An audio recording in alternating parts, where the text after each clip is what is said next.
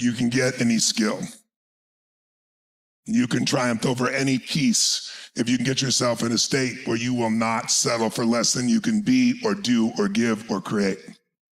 There is nothing like the human will when you don't play the middle game to play safe because you're afraid of failing. Because we're all afraid of failure. Because what does failure mean to most people? Failure means rejection. Failure means I'm not enough. The deepest fears people have is that they're not enough, and if they're not enough, they won't be loved. But you'll always make it if you can find something you care about more than just the money of the business. You need some sort of purpose or mission. If it's there, that's what's going to drive you through the times when you're disappointed, because we're all going to be disappointed. That comes with the territory.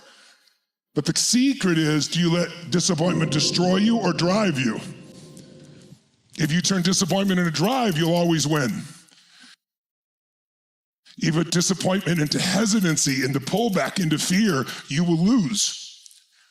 That's why I said it's not a game for wannabes. Think about it. What's the difference between fear and faith? They're both powerful forces. They can destroy your life or create your life. Fear and faith, they're both your imagination, because no one knows what the future will hold. Fear is imagination undirected. If you don't direct your imagination, it's like weeds. You don't have to plant weeds, they grow automatically. The nature of the human brain is about survival. If you don't take it over, your survival instinct will drive you, and that's not going to make you successful. Faith is imagination directed. You decide what to imagine. You decide to see the victory so often over and over again that it develops certainty, and then the certainty inside you actually gets you to take the actions and learn the lessons to get to where you want to go. So you have to decide. You have to draw a line in the sand. If you come here just to learn skills, you'll be very happy with all the skills. But what will change you is a transformation in your own identity, where you see it as something greater than just the nuts and bolts of your living. But you see it as something that can be mastered. That the more patterns you recognize, the stronger it is. But I want you to notice now, it's not just the patterns of the business, it's the patterns of you. And it's the patterns of your partners. And they're all going to be different. And by the way, what an incredible gift, because you have to keep growing a business. If you don't grow, someone else is growing and they're going to take you out. So the beauty of it is you have to constantly grow. And what's the only thing that makes humans happy? Progress. That's it. If you're not where you want to be, but you're making progress, you're going to be happy. If you're overweight, but you start losing weight and start doing the right things, you're going to be happy. If your relationship is shit and you finally step up and say, I'm going to break through, I'm going to bring the shit up, I'm going to deal with it, and it starts to improve, you're going to be happy. You're not happy by getting what you want. You're happy by progress, because progress equals growth and growth equals life. Everything in life grows or it dies. A business, your business, is growing or dying right now. There's no plateaus. A relationship is growing or dying. And you are growing or dying. And when you get that, the beautiful thing about business is it magnifies it all, because it has a feedback mechanism immediately called profit and loss, called unhappy or happy clients or customers. That's the beauty. You're entering a game if you understand it. Some of you have been in the game, but maybe it's time to re-enter it with a new psychology. I'm doing this as my spiritual development, my physical development, my financial development, my relationship development, my mission. This is unbelievably cool to have something that can measure me. Most people don't want to talk about things that can be measured, by the way. Most people don't want to talk about their income, for example, or finances. It's rude. Why is it rude? Because it's measurable. And people don't want to feel less than. Fat shaming. If somebody says you're a little overweight, I used to say I'm a little overweight. No, I was fat. That's what I was. I was fat. A little overweight. I'd say it's because I'm big boned. I have the same bones as I had then, and I'm 38 pounds lighter. Right? We're so afraid, so you can't say anything about somebody's body because it's measurable. So people talk about how spiritual they are. Isn't that wonderful? Why do people pick spirituality, for example? Because you can't measure it.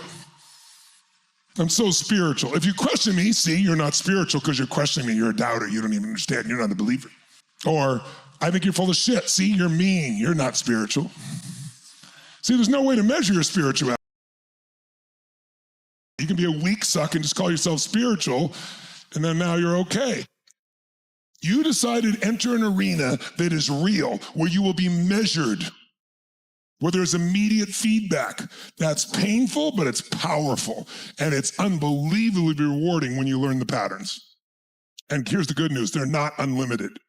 But you got to keep learning them and growing and expanding. And by the way, as you get bigger, you have bigger challenges and bigger solutions. I mean, think about it. If you're not where you want to be, it's because you have a comfort zone. And that comfort zone is different for everybody, depending on where you are, what stage of life you're in, how long you've done business, how much you've really learned about business. You know, if you want to be good at something, you got to make it a study. You can't hope. Hope is not the strategy, but that's what we do in most cases. And in business, most people get in business because they go, wow, I can do this. I'm the most important person in this company. I write the software. I make the sales. I do the negotiations. I do the fashion design. But they don't realize till they start the business, when it's small, it's okay. You want a green suit? I'll make you a green suit. But when you go to scale, you want a green suit? Step under the green light.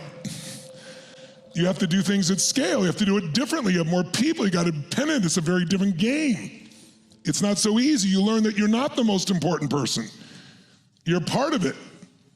So I want you to get, it's got to be for you something that you're made for, or you should probably get out because you're wasting time. And if it is something of that nature, then you got to get all in on learning. And it can't just be these 5 days. I'm going to give you everything these 5 days. You're going to be out of your mind by the end of the 5 days. However, this has got to be ongoing. It's still for me ongoing. Why am I going and interviewing these people? Yes, I want to bring that to people, more learning, but I'm also learning every time. Going, holy shit, that's such a great distinction. Bam. And all of a sudden, I can do more with my pinky than I used to do working 20 hours a day. That's what you want to get to. Anyone can get there. No matter where you are. If you're starting from nothing, you can get there.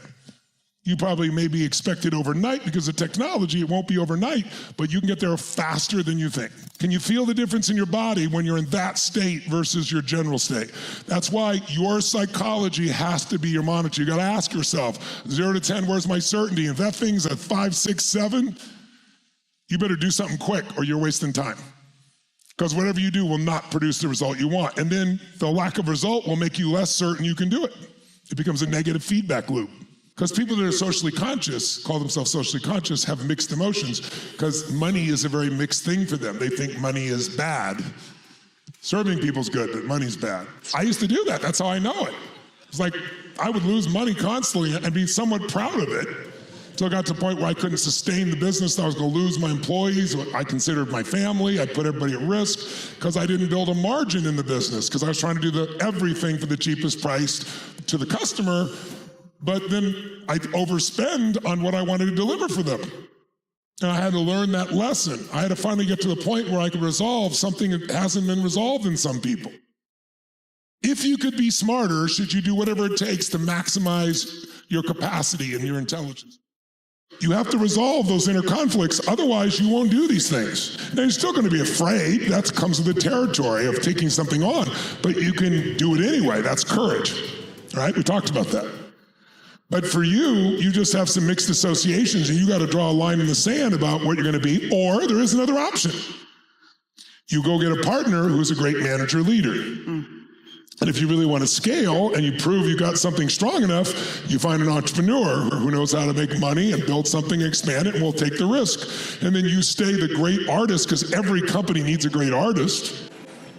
So you've done a good job of pushing yourself, but you've pushed yourself to a point. So you have to decide, am I going to push myself into gladiatorship, or am I going to hire a gladiator or partner with a gladiator and we'll do it together? Forward doesn't always get you want to go, but it moves you forward to find the next step, to find another insight. Sometimes the problem moves you forward, doesn't it? It's not the environment. It's us. It's being the gladiator. It's walking into the ring going, there is no way I'm going down. I might get pain, I might have a problem, I might have challenge, I might get stuck by it, but nothing's stopping me from my mission.